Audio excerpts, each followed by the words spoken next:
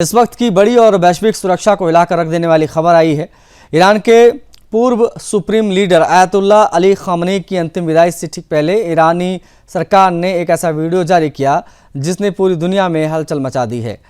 Iran ने आधिकारिक तौर पर खामनेई के तेहरान स्थित उस घर का पहला फुटेज जारी किया है जो अमेरिकी और इजरायली एयर स्ट्राइक में पूरी तरीके से तबाह हो चुका है।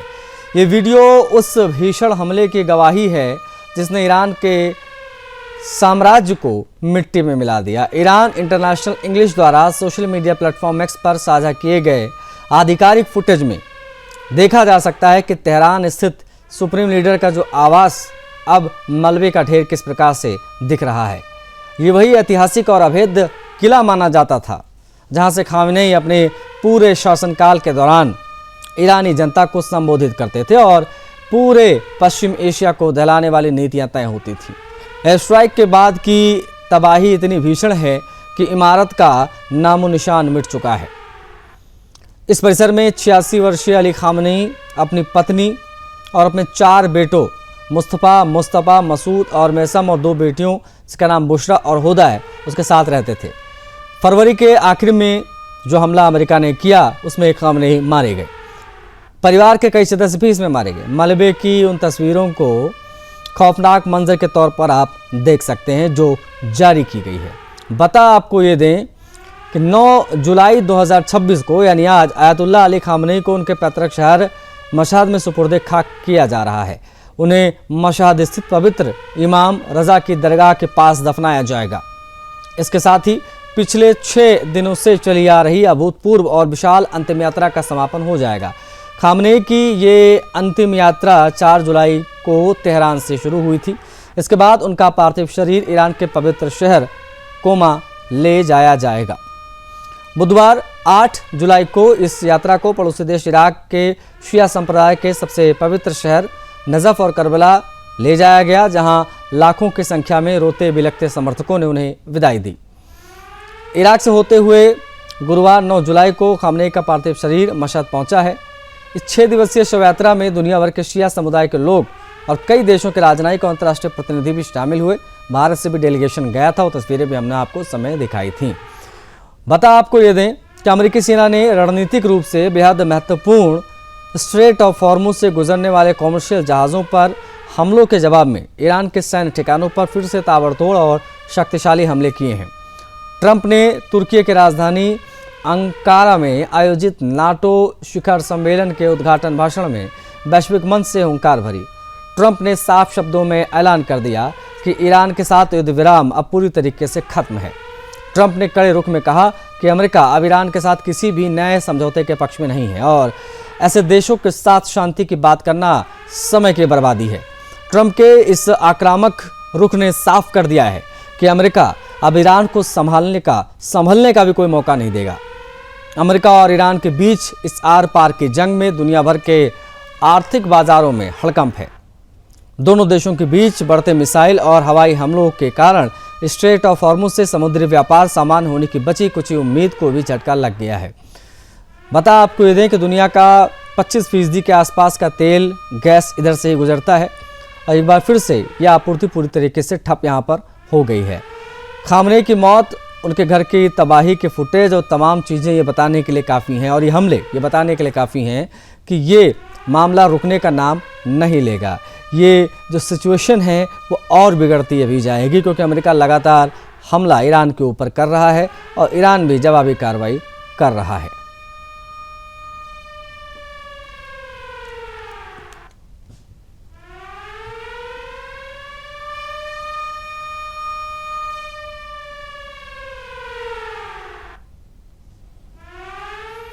अमेरिका और ईरान के बीच शांति समझौता यानी सीज फायर समाप्त होने के कुछ ही घंटों के बाद पूरे पश्चिम एशिया में संघर्ष ने नया और खतरनाक मोड़ ले लिया है। अमेरिकी सेना ने ईरान के विभिन्न सैन्य और रणनीतिक ठिकानों पर बड़े पैमाने पर हवाई हमले किए। अमेरिकी दावे के अनुसार इस अभियान के दौरान करीब 90 स्थानों को निशाना बनाया गया, जिनमें सैन्य अड्डे, ड्रोन और मिसाइल लॉन्च साइट, नौसैनिक ठिकाने तथा महत्वपूर्ण बंदरगाह शामिल हैं। इन हमलों के बाद पूरे क्षेत्र में तनाव चरम पर पहुंच गया और ईरान ने इसका कड़ा जवाब देने की चेतावनी दी है। अमेरिकी हमलों में ईरान के बंदर अब्बास, सिरिक चाबहार, जास, बुशेहर और अबू मूसा द्वीप जैसे महत्वपूर्ण बंदरगाहों और तटीय इलाकों को निशाना बनाए जाने का दावा किया गया। ईरानी मीडिया के अनुसार कई स्थानों पर जोरदार विस्फोट हुए, आग की ऊंची लपटें उठती दिखाई दी, धुएं के बड़े गुबार दिखाई दिए। कई इलाकों में बिजली आपूर्ति भी प्रभावित हुई। सैन्य कार्रवाई उस समय हुई जब अमेरिकी राष्ट्रपति ट्रंप ने अंकारा में आयोजित नाटो शिखर सम्मेलन के दौरान सार्वजनिक रूप से घोषणा की कि अमेरिका और ईरान के बीच लागू शांति समझौता अब समाप्त हो चुका है। ट्रंप ने ईरानी नेतृत्व की तीखी आलोचना करते हुए कहा था कि अमेरिका अपनी सुरक्षा और सहयोगी देशों के हितों की रक्षा के लिए आवश्यक कदम उठाने से पीछे नहीं हटेगा। उन्होंने संकेत दिया कि देर रात ईरान के खिलाफ सैन्य कार्रवाई की जा सकती है। इसके कुछ घंटों के बाद अमेरिकी लड़ाकू विमान ने व्यापक बमबारी शुरू कर दी। ईरान के IRGC कॉर्प्स का दावा है कि अमेरिकी हमलों में मशहद जाने वाले 2 प्रमुख पुलों को भी निशाना बनाया गया है। ईरानी पक्ष का आरोप है कि यह कार्रवाई उस समय की गई जब आयतुल्ला अली खामनेई के अंतिम संस्कार से जुड़े कार्यक्रम चल रहे थे। IRGC ने इसे उकसावे वाली कार्रवाई बताया, अमेरिका से बदला लेने की चेतावनी दी। ईरानी समाचार एजेंसी के अनुसार चाबहार और कोनारक के आसपास हमले हुए। कुछ रिपोर्ट में मछुआरों की मौत का दावा भी किया गया। हालांकि इन दावों की स्वतंत्र पुष्टि नहीं हो सकी है, लेकिन ये दावे लगातार किए जा रहे हैं। वहीं अमेरिका का कहना है कि इन हमलों का मुख्य उद्देश्य ईरान की सैन्य क्षमता को कमजोर करना है और स्ट्रेट ऑफ हॉर्मुज़ को दोबारा से खुलवाना है। अमेरिका का आरोप है कि ईरान वैश्विक समुद्री व्यापार के लिए बेहद महत्वपूर्ण इस मार्ग पर दबाव बनाने की कोशिश कर रहा था। अमेरिका सेना का दावा है कि उसने ऐसे ठिकानों को निशाना बनाया जहां से ड्रोन, मिसाइल और नौसैनिक अभियान संचालित ये लोग कर रहे थे। उधर ईरान ने भी जवाबी कार्रवाई शुरू कर दी। ईरानी सेना ने कुवैत और बहरीन में स्थित अमेरिकी सैन्य ठिकानों को टारगेट किया। मिसाइल हमलों के खतरों को देखते हुए बहरीन और कुवैत में लगातार सायरन बजे और सुरक्षा एजेंसीज हाई अलर्ट पर हैं। स्थानीय प्रशासन ने नागरिकों से सुरक्षित स्थानों पर रहने और सरकारी निर्देशों का पालन करने की अपील की। स्ट्रेट ऑफ हॉर्मुज़ में बढ़ते तनाव का असर अंतर्राष्ट्रीय समुद्री व्यापार पर भी दिखाई देने लगा। कई तेल टैंकर और मालवाहक जहाज़ों की आवाजाही प्रभावित हुई। मीडिया रिपोर्ट के मुताबिक एक भारतीय तेल टैंकर को भी सुरक्षा कारणों से ओमानी तट की ओर वापस लौटना पड़ा। इस बीच ओमान और संयुक्त राष्ट्र के अंतर्राष्ट्रीय समुद्री संगठन IMO ने खाड़ी में फंसे जहाज़ों को सुरक्षित निकालने के लिए अस्थायी शिपिंग कॉरिडोर तैयार किया है, ताकि जो कमर्शियल एक्टिविटीज़ हैं, जो जहाज़ हैं विशेष तौर पर, वो बाधित ना हो। हालांकि ट्रंप को अपराधी भी बताया गया है, कड़ी निंदा भी की गई है। कार्रवाई का उचित समय पर जवाब देंगे, इस प्रकार की बातें भी ईरान की तरफ से कही जा रही हैं। दूसरी ओर अमेरिकी प्रशासन का कहना है कि यदि ईरान ने अपने हमले जारी रखे तो आगे की सैन्य कार्रवाई वो झेल नहीं पाएंगे। इतना बड़ा प्रहार, इतना बड़ा अटैक हम करेंगे।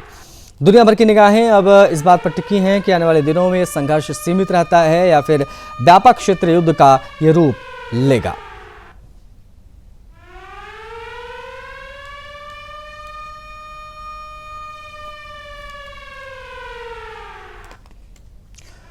वर्ल्ड वॉच में खबरों का दौर लगातार जारी है। समय एक छोटे से ब्रेक का, हम जल्द ही लौट कर आ रहे हैं।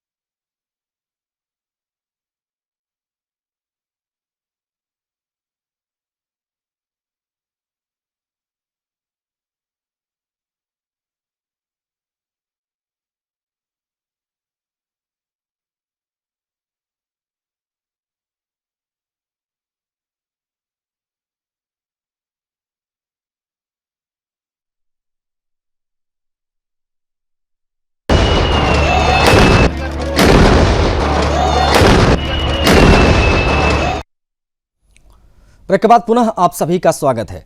इस वक्त अंतर्राष्ट्रीय मंच से एक ऐसी सनसनीखेज और रोंगटे खड़े कर देने वाली खबर आ रही है जिसने दुनिया के सबसे शक्तिशाली देश अमेरिका से लेकर पूरी यूरोप में हड़कंप मचा दिया है। अगर आप सोच रहे हैं कि यूक्रेन का युद्ध अब खत्म होने वाला है, अगर आप अमेरिकी राष्ट्रपति ट्रंप के उस दावे पर भरोसा कर रहे हैं कि चुटकियों में दुनिया में शांति ला देंगे, तो आज इसे अपने दिमाग से आप निकाल दीजिए। दुनिया इस वक्त तीसरे विश्व युद्ध के मुहाने पर खड़ी है, ये कहना गलत नहीं होगा। पुतिन ने ट्रंप के शांति के सारे दावे और प्रस्ताव को कूड़ेदान में फेंक दिया है। पुतिन अब रुकने वाले नहीं हैं। वो यूक्रेन को पूरी तरीके से मलबे के ढेर में तब्दील करके मानेंगे। विनाशकारी एस्केलेशन प्लान यानी कि युद्ध को चरम पर ले जाने की रणनीति पुतिन ने तैयार कर ली है। इस बुरी खबर को समझने के लिए हमें क्रेमलिन के उन बंद कमरों के फैसलों को देखना होगा जो रॉयटर्स की इस रिपोर्ट के माध्यम से लीक हो चुके हैं। पहला और सबसे बड़ा झटका अमेरिकी राष्ट्रपति ट्रंप की साख को लगा है। ट्रंप पूरी दुनिया में घूम घूम कर ढिंढोरा पीटते हैं कि वो कहीं का भी युद्ध रुकवा सकते हैं। यूक्रेन और रूस के बीच समझौता बेहद करीब है, ये वो कह चुके हैं। वो दोनों पक्षों को बातचीत के मेज पर ला रहे हैं, वो भी ये कह चुके हैं। लेकिन रूस के भीतर से आई खबर ने ट्रंप की कूटनीति की हवा निकाल दी है। क्रेमलिन के रणनीतिकारों और पुतिन के बेहद करीबी 3 सूत्रों ने साफ शब्दों में कह दिया है कि रूस किसी भी कीमत पर सीज फायर या शांति समझौते के लिए तैयार नहीं है। पुतिन का मानना है कि ट्रंप की शांति प्रस्ताव सिर्फ रूस के हाथ बांधने की एक चाल है। पुतिन ने साफ कर दिया है कि जब तक यूक्रेन का पूरी तरीके से सैन्यीकरण खत्म नहीं हो जाता, जब तक पश्चिमी देश यूक्रेन की सरजमी का इस्तेमाल रूस के खिलाफ करना बंद नहीं कर देते, तब तक कोई बातचीत नहीं होगी, कोई युद्ध विराम नहीं होगा। पुतिन ने साफ तौर पर ट्रंप को ठेंगा दिखा दिया और अपने सैन्य कमांडरों को आगे बढ़ाने का आदेश दिया। अब सवाल ये उठता कि आखिर अचानक पुतिन आग बबूला हो क्यों गए? क्यों उन्होंने कूटनीति के सारे दरवाजे बंद कर दिए? इसकी सबसे बड़ी और मुख्य वजह यूक्रेन की वो दुस्साहस भरी हिमाकत, जिसने रूस के गौरव, उसके आर्थिक साम्राज्य की रीढ़ पर सीधी चोट पहुंचाई है। यूक्रेन ने हाल के दिनों में रूस की सीमा के भीतर घुसकर जो ड्रोन अटैक किए, उसने पुतिन को प्रतिशोध की आग में झोंक दिया। यूक्रेन के घातक ड्रोनों ने रूस के भीतर 2500 किलोमीटर से अधिक गहरी सर्जिकल स्ट्राइक को अंजाम दिया। साइबेरिया के बर्फीले इलाके में स्थित रूस की सबसे बड़ी और सबसे महत्वपूर्ण ओमस्क तेल रिफाइनरी को यूक्रेनी ड्रोनों ने निशाना बनाकर उड़ा दिया। इस हमले के विजुअल ने पूरी दुनिया को चौंकाया। इसके अलावा बाल्टिक सागर में स्थित रूस के 2 सबसे बड़े तेल निर्यात टर्मिनल उस्त-लुगा और विसोस्क में यूक्रेन ने बैक टू बैक कई ड्रोन दागे। इन हमलों ने रूस के पेट्रोल डॉलर के साम्राज्य को पूरी तरीके से हिला दिया। क्रेमलिन के सूत्रों के मुताबिक पुतिन इस हमले को युद्ध का सीधा और आखिरी उकसावा मान रहे हैं। पुतिन के सब्र का बांध यहीं टूटा। उनका मानना है कि इस आर्थिक चोट का मतलब है सिर्फ और सिर्फ अब यूक्रेन की तबाही। पुतिन का अगला कदम जो पूरी दुनिया को दहलाने वाला है। सैन्य विश्लेषक और रूसी खुफिया विभाग के सूत्र के हवाले से रॉयटर्स ने दावा किया है कि पुतिन युद्ध का पासा पूरी तरीके से पलटने के लिए रूस के इतिहास का सबसे बड़ा जुआ खेलने जा रहे हैं। पुतिन इस साल के अंत तक रूस के भीतर एक बड़े पैमाने पर सैन्य तैनाती लामबंदी की घोषणा करेंगे।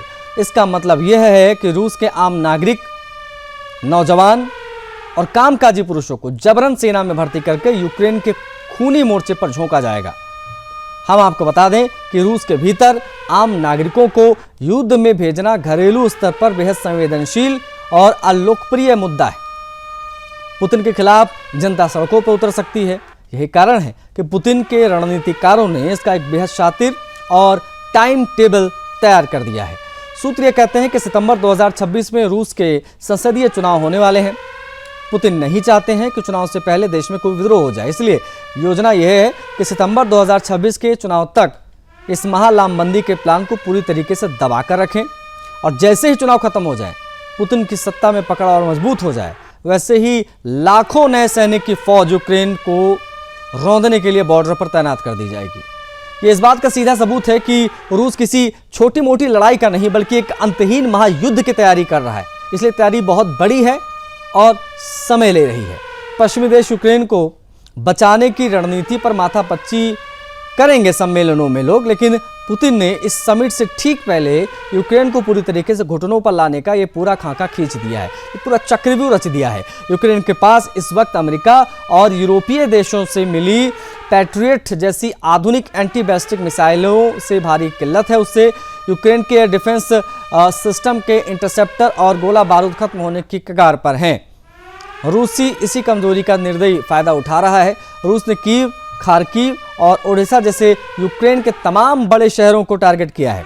बिजली, पानी के बुनियादी ढांचों पर हाइपरसोनिक बैलिस्टिक मिसाइलें दाग दी हैं। यूक्रेन का रक्षा तंत्र इस वक्त रूसी मिसाइल बौछारों को रोकने में पूरी तरीके से नाकाम साबित हो रहा है। पुतिन की रणनीतिक स्थिति बिल्कुल साफ है। नाटो की बैठक शुरू होने से पहले यूक्रेन में इतनी तबाही मचा दो, उसे इतना पंगु कर दो कि पश्चिमी देश चाहकर भी यूक्रेन का दोबारा खड़ा ही ना कर पाएं। दुनिया जिस शांति की उम्मीद में बैठी थी वो सिर्फ एक छलावा, एक राजनीतिक स्टंट साबित हुई है। यूक्रेन ने रूस के भीतर 2500 किलोमीटर दूर घुसकर जो चोट की थी उसकी चिंगारी एक महाविनाशक दावानल बन चुकी है। पुतिन ने सितंबर 2026 के चुनाव के बाद रूस के लाखों बेटों को युद्ध में झोंकने की कसम खा ली है। ट्रंप की कूटनीति फेल हो चुकी है। नाटो का कवच टूट रहा है और यूक्रेन मलबे के ढेर में तब्दील हो सकता है, क्योंकि आर पार की लड़ाई लड़ने की ठान ली है व्लादिमीर पुतिन ने।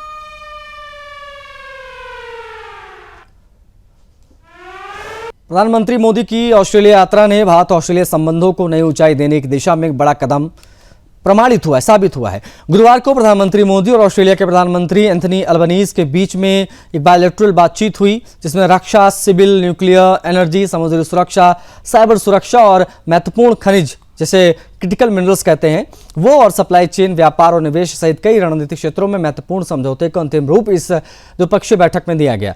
दोनों नेताओं ने व्यापक रणनीतिक साझेदारी और इसको मजबूत करने तथा इंडो पैसिफिक क्षेत्र में शांति, स्थिरता और नियम आधारित व्यवस्था के प्रति अपनी साझा प्रतिबद्धता को दोहराया। प्रधानमंत्री मोदी की 3 देशों की यात्रा के ये दूसरे चरण की अहम बैठक हुई। इंडोनेशिया से ऑस्ट्रेलिया पहुंचने के बाद उन्होंने प्रधानमंत्री अल्बनीज के साथ विस्तृत बात की। इसमें क्षेत्रीय सुरक्षा से लेकर वैश्विक आर्थिक चुनौतियों तक कई अहम विषय शामिल थे। बैठक के बाद दोनों देशों ने रक्षा एवं सुरक्षा पर संयुक्त घोषणा, ऊर्जा सहयोग पर संयुक्त बयान और साइबर सुरक्षा, उभरती प्रौद्योगिकी तथा सप्लाई चेन को मजबूत बनाने के लिए एक साझा रोडमैप जारी किया। बैठक का सबसे महत्वपूर्ण परिणाम सिविल, न्यूक्लियर एनर्जी के क्षेत्र में समझौता रहा। इसके तहत ऑस्ट्रेलिया से भारत को यूरेनियम के व्यावसायिक आपूर्ति का मार्ग अधिक सुगम होगा। प्रधानमंत्री मोदी ने कहा कि यह समझौता भारत के स्वच्छ ऊर्जा लक्ष्यों को नई गति देगा और परमाणु ऊर्जा उत्पाद बढ़ाने में महत्वपूर्ण भूमिका निभाएगा। उन्होंने ये भी कहा कि स्वच्छ ऊर्जा भविष्य के सबसे बड़ी आवश्यकता है और दोनों देश इस दिशा में मिलकर काम करेंगे। दोनों नेताओं ने क्रिटिकल मिनरल्स को भविष्य की अर्थव्यवस्था और तकनीकी विकास की रीढ़ बताया। क्षेत्र में सहयोग बढ़ाने पर सहमति जताई। भारत और ऑस्ट्रेलिया मिलकर क्रिटिकल मिनरल्स कॉरिडोर विकसित करेंगे, जिससे इलेक्ट्रिक वाहन, सेमीकंडक्टर, बैटरी निर्माण, हाईटेक उद्योगों के लिए आवश्यक खनिजों की आपूर्ति सुनिश्चित की जा सकेगी। इसके साथ ही सप्लाई चेन को अधिक मजबूत और भरोसेमंद बनाने पर भी विशेष जोर दिया गया है। रक्षा सहयोग को नई दिशा देते हुए दोनों देशों ने Bharat Australia defence innovation corridor विकसित करने का निर्णय लिया है। इसके माध्यम से दोनों देशों के रक्षा स्टार्टअप, अनुसंधान संस्थान और रक्षा उद्योग आपस में सहयोग करेंगे। प्रधानमंत्री मोदी ने कहा कि इंडो पैसिफिक केवल 2 महासागरों का संगम नहीं है, बल्कि समान विचारधारा वाले लोकतांत्रिक देशों की साझा आकांक्षाओं का प्रतीक है। उन्होंने कहा कि समुद्री सुरक्षा, नौवहन की स्वतंत्रता और क्षेत्रीय स्थिरता दोनों देशों की साझा प्राथमिकताएं हैं। समुद्री सुरक्षा को लेकर जारी संयुक्त रोड मैप के तहत भारत और ऑस्ट्रेलिया जहाज निर्माण, जहाजों की मरम्मत, रखरखाव और समुद्री निगरानी के क्षेत्रों में भी सहयोग बढ़ाएंगे। दोनों देशों ने हिंद प्रशांत क्षेत्र में मुक्त और सुरक्षित समुद्री मार्ग बनाए रखने पर भी सहमति व्यक्त की है। आतंकवाद के मुद्दे पर भी दोनों देशों का रुख एक जैसा दिखाई दिया। प्रधानमंत्री मोदी ने कहा कि आतंकवाद किसी एक देश का नहीं, बल्कि पूरी मानवता के लिए चुनौती है।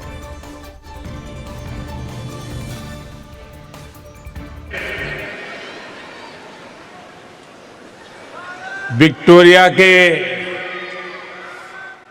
प्रीमियम और मेरे मित्र प्रधानमंत्री जी के सम्मान में आप सब अपने मोबाइल फोन की फ्लैश लाइट बजा के इनको सम्मानित कीजिए। इनके सम्मान में